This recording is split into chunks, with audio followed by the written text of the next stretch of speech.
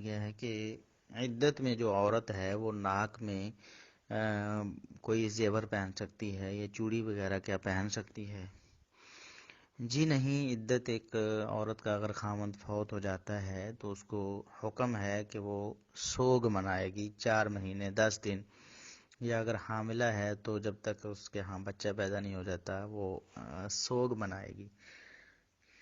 سوگ کہتے ہیں ترک زینت کو، زینت کو ختم کر دینا، جو چیزیں خوبصورتی کا سبب ہیں ان کو ختم کر دینا۔ تو خوبصورت کپڑے نہیں پہنیں گی، بالکل سادہ کپڑے پہنیں گی، اور کوئی میک اپ نہیں کرے گی، کوئی زیور نہیں پہنیں گی، وہ چوڑی کی صورت میں ہو یا ناک کے میں کچھ پہنا ہو اس کی صورت میں ہو، یا کانوں میں کچھ پہننے والا زیور ہو اس کی صورت میں ہو۔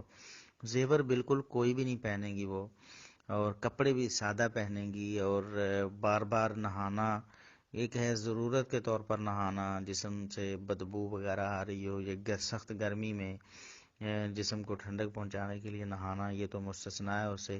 صرف زیب و زینت کے لیے نہانا یہ بھی منع ہے۔